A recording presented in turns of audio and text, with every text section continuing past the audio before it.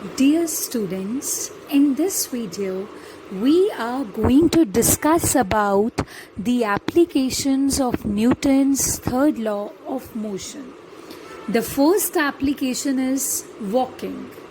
You might not have wondered, but it's true that when you are walking, the science behind it is Newton's third law of motion. Like, see, here's the foot. When you are trying to walk, what you do, you are pushing the ground in the backward direction. You are pushing the ground in the backward direction. So, since you have applied a force, so as a reaction to this force, the ground also applies a force over you, and that force is in this direction because the forces exist in the pairs of equal and opposite. These two forces are equal but opposite in directions.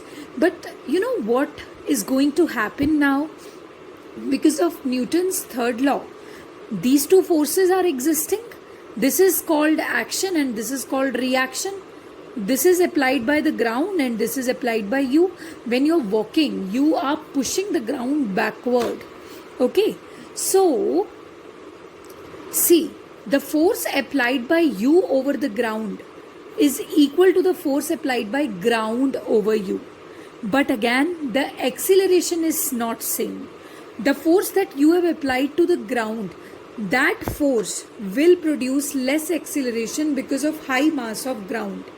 But the force applied by ground over you, though it is equal in magnitude to your force, but it will cause more acceleration and hence you can easily walk.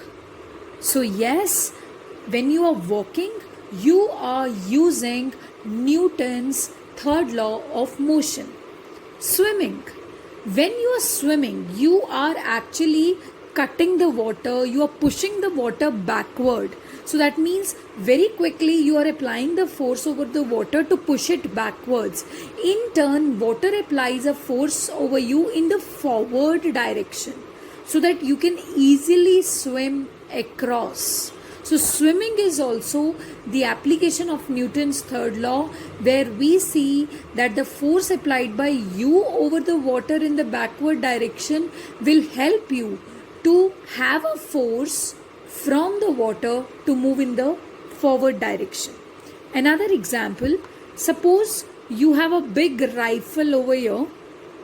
You must have seen that when a shooter actually starts shooting, a bullet comes out and this is recoiled back.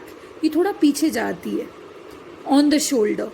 That's why the shooters, the trained shooters, they try to keep that rifle intact to their shoulders. So what exactly happens when you just pull a trigger of a gun, then the bullet comes out with a force. As an equal and opposite reaction to this, the gun recoils back. Okay, the gun recoils back. This is also an application of Newton's third law. And then man and a boat. This is also an example of Newton's third law. I'll explain you how this goes.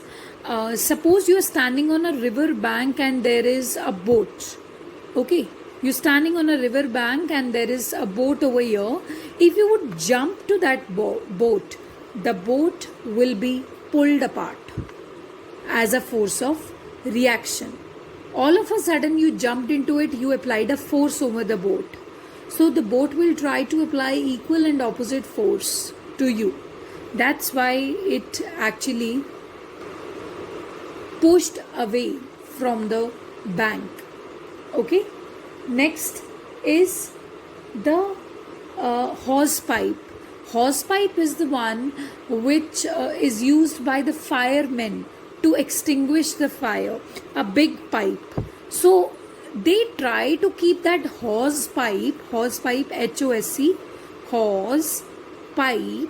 They try to keep this hose pipe very intact to their shoulders, because water, to extinguish fire, the water that is used to extinguish fire, it's in so much amount, because you have to extinguish a fire, it's used in large quantities, and the flow is so rapid that out of this pipe water comes with a very high velocity, so it applies a force over the pipe.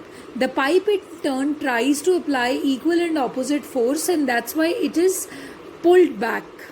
वो खुद ही थोड़ा सा, जैसे ही water comes out, okay, with a large velocity in large amounts, that pipe tends to go back. Okay, that's why these people, the ones who come for extinguishing the fire, these people keep that hose pipe very intact to their shoulders when they are doing so. Okay, so that the reaction force might not harm anyone. Try to get it. Okay, so this is Newton's third law of motion.